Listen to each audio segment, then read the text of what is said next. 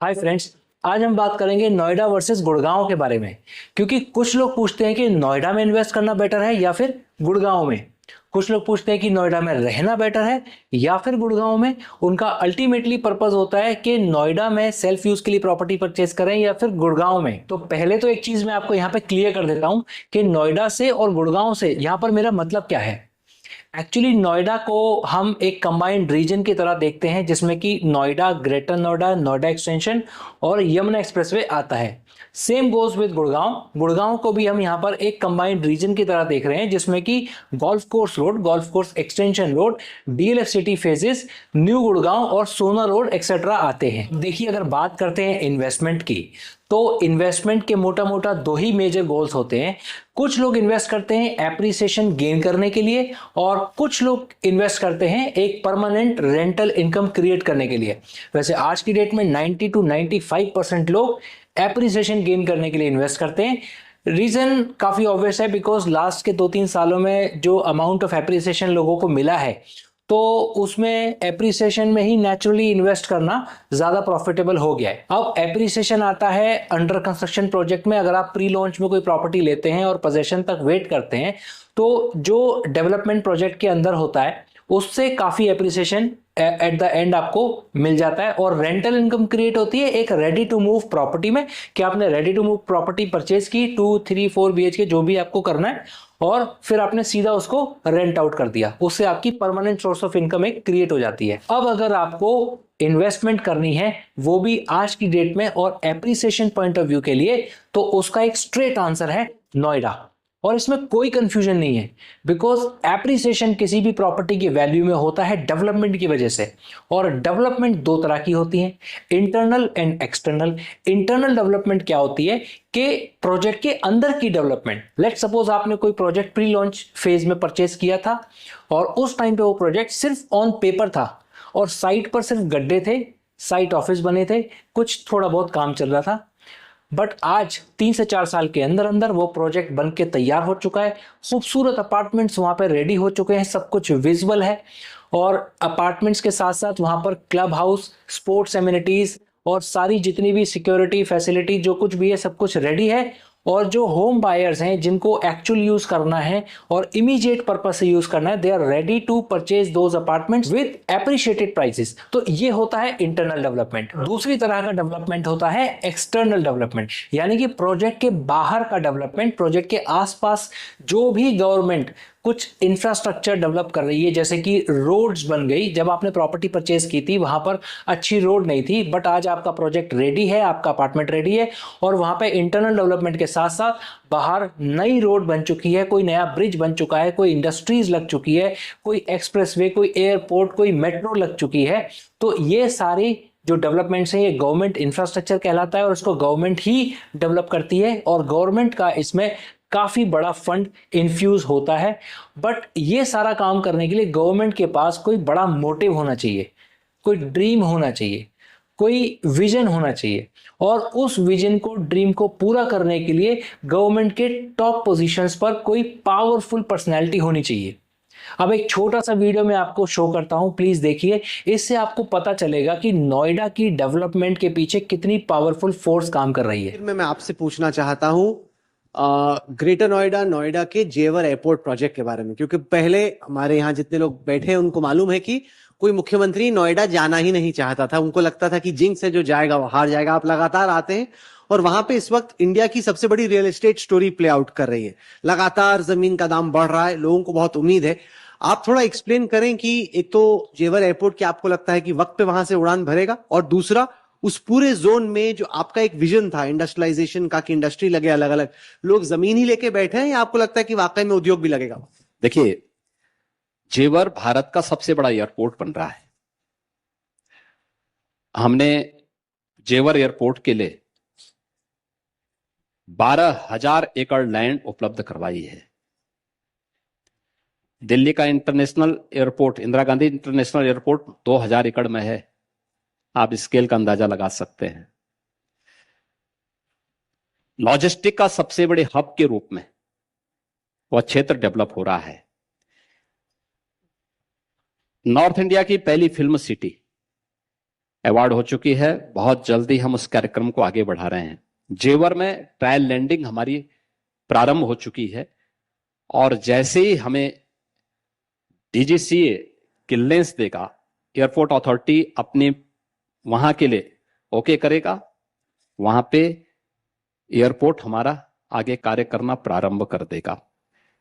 Medical device park वहां बन रहा है, EI सिटी वहां बन रही है, एक इलेक्ट्रॉनिक सिटी के साथ साथ फिनटेक सिटी भी वहां एक बन रही है, अपैरल पार्क बन रहा है। ये बहुत सारी चीजें वहां पे बन रही हैं और सभी जमीनी धरातल पर बन रही हैं। और ये मान के देखना कि यह NCR का एक सबसे बड़े उसके रूप में आगे बढ़ेगा। हम लोग वहीं रहते हैं। हाँ। तो आप इसको अच्छे से बना दे, सबका फायदा होगा। नहीं, आप लोग पहले देखिए, आप लोगों ने पिछले 8 वर्ष में परिवर्तन तो महसूस किया होगा और आने वाले समय में और भी महसूस करेंगे। तो दोस्तों, योगी जी की हल्की हल्की मुस्कुराहट से आपको अंदाजा लग ही गया होगा कि वो झंडा बस गाड़ने ही वाले हैं। बहुत बड़ा डेवलपमेंट होने वाला है और एक बार उन्होंने ये करके दिखा दिया तो इंडिया में तो उनका कोई और कंपटीशन रह ही नहीं जाएगा। दोस्तों, नोएडा इंटरनेशनल एयरपोर्ट को इंडिया का सबसे बड़ा और सबसे सक्सेसफुल एयरपोर्ट बनाना योगी जी के सबसे बड़े ड्रीम्स में से एक है और इसके कैस्केडिंग इफेक्ट्स इतने सारे होंगे कि अभी सोच पाना भी मुश्किल है। वो कह ही रहे हैं कि दिल्ली से 6 गुना बड़ा होगा। अब इंडिया के सबसे कैपेबल सीएम ने नोएडा की डेवलपमेंट को अपना सपना बना लिया है, तो अब हमें नोएडा की डेवलपमेंट की चिंता नहीं करनी, बस वहां पर प्रॉपर्टी परचेज करनी है और वेट करना है एप्रिसिएशन होने के लिए। अब दोस्तों, बात करते हैं गुड़गांव की। तो गुड़गांव की अगर बात करें तो गुड़गांव बहुत अच्छी सिटी है, काफी पुरानी और वेल एस्टेब्लिश सिटी है। वहां पे काफी महंगी महंगी प्रॉपर्टीज ऑलरेडी हैं। एक लग्जरी सेगमेंट वहां पे काफी अच्छे से ट्रेंड में है और मेरा छोटा भाई भी वहाँ रहता है। मैं गुड़गांव आता जाता रहता हूँ, बहुत अच्छा लगता है मुझे। वहाँ के लोग भी बहुत अच्छे हैं, अपनी बात के सॉलिड होते हैं, सॉलिड बात करते हैं, पक्की बात करते हैं। हमारी कुछ प्रॉपर्टी भी वहाँ पर है। बट अगर आज की डेट में मैं आपको इन्वेस्टमेंट के लिए बात करूँ कि आपको आज की डेट में गुड़गांव में इन्वेस्ट करना चाहिए या नहीं करना चाहिए, तो देखिए, अगर आप आज की डेट में गुड़गांव में इन्वेस्ट करेंगे तो आपको इंटरनल डेवलपमेंट का बेनिफिट तो मिलेगा, श्योरली मिलेगा, बट एक्सटर्नल डेवलपमेंट का बेनिफिट आपको, मुझे नहीं लगता आज की डेट में आपको वहां पे मिलेगा, क्योंकि द्वारका एक्सप्रेसवे के बाद कोई भी मेजर डेवलपमेंट की प्लानिंग वहां गवर्नमेंट की है ही नहीं। आप खुद भी देख सकते हैं, छोटी मोटी कोई डेवलपमेंट की प्लानिंग होगी, मैं उसकी बात नहीं करता, गवर्नमेंट है, अपना काम करती है। बट एक मेजर डेवलपमेंट जिसको कहते हैं कि हाँ ये बन गया ना तो मेरी प्रॉपर्टी 2x या 3x होने वाली है, तो वो चीज आज की डेट में गुड़गांव में नहीं है। तो अगर आप इन्वेस्ट करना चाहते हैं तो मेरी सलाह यह है कि आप थोड़ा सा सोच समझ के फिर इन्वेस्ट करें, जहां पे आपको कॉन्फिडेंस आए कि यार यहां पे मुझे लगता है कि अगले 3 से 4 साल ग्रोथ है, तो आप उस सिटी में इन्वेस्ट करें। मेरी राय मानेंगे तो आज की डेट में नोएडा में इन्वेस्ट करना ज्यादा बेनिफिशियल है। कल को सर्कमस्टेंसेस चेंज हो जाएंगी तो फिर हम उस टाइम पे अलग से बात कर लेंगे। अब एक रियल लाइफ एग्जांपल आपके साथ शेयर करता हूं जिससे आपको और एग्जैक्ट आइडिया होगा। आज से करीब 2 साल पहले की बात है, मैंने अपने एक क्लाइंट को गोदरेज वुड्स, जो कि सेक्टर 43 नोएडा में सिचुएटेड है, उस प्रोजेक्ट के अंदर एक 2088 स्क्वायर फीट का फ्लैट जो कि 3 BHK है वो दिलवाया था और उस टाइम पे लगभग 10,000 रुपए स्क्वायर फीट कॉस्ट थी, तो वो अपार्टमेंट हमको 2 करोड़ का पड़ा था। और विद इन सेम मंथ एक मैंने अपने दूसरे क्लाइंट को गोदरेज मेरिडियन, जो कि गुड़गांव के सेक्टर 106 में लोकेटेड है, वहां पर 2002 स्क्वायर फीट का फ्लैट दिलवाया था जो कि 2 करोड़ 7 लाख का पड़ा था।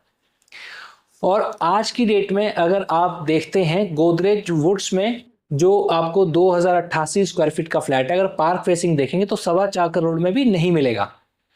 और मेरिडियन में आप जाएंगे गोदरेज के तो वहां पे आपको 2002 स्क्वायर फीट का फ्लैट 3 करोड़ 10 लाख 15 लाख में आराम से मिल जाएगा। ये 2 साल में एप्रिसिएशन में काफी चेंज आ चुका है। और एक खास बात यह है कि अब गोदरेज मेरिडियन में एप्रिसिएशन उतना नहीं हो रहा है और गोदरेज वुड्स में जो एप्रिसिएशन है वो कंटिन्यूअस है, क्योंकि यहाँ पे अभी डेवलपमेंट और भी हो रही है प्रोजेक्ट के अंदर भी और बाहर भी। एक दूसरा लाइफ एग्जांपल आपको बताता हूं। मैंने 1 साल पहले अपने एक क्लाइंट को गोदरेज वुड्स में सबसे बड़ा साइज 3756 स्क्वायर फीट का 5 BHK अपार्टमेंट दिलवाया था जो कि 6 करोड़ 75 लाख रुपए कॉस्ट किया था उस टाइम पे, 18,000 रुपए पर स्क्वायर फीट। और सेम क्लाइंट ने गुड़गांव में गोदरेज एरिस्टोक्रेट में एक 4 BHK बुक किया था 6.5 करोड़ में। आज 1 साल बाद जो गोदरेज वुड्स का 6.25 करोड़ का अपार्टमेंट था वो 7.5 करोड़ के उनके पास ऑफर आते हैं, बट वो सेल नहीं कर रहे। बट जो एरिस्टोक्रेट में उन्होंने 6.5 करोड़ में अपार्टमेंट लिया था उसका कोई बायर ही नहीं है। इवन गोदरेज के अपने अपार्टमेंट्स भी वहां पे बचे हुए हैं और वो लीनियंट पेमेंट प्लान्स निकाल रहे हैं उनको लिक्विडेट करने के लिए, यानी कि सेल करने के लिए।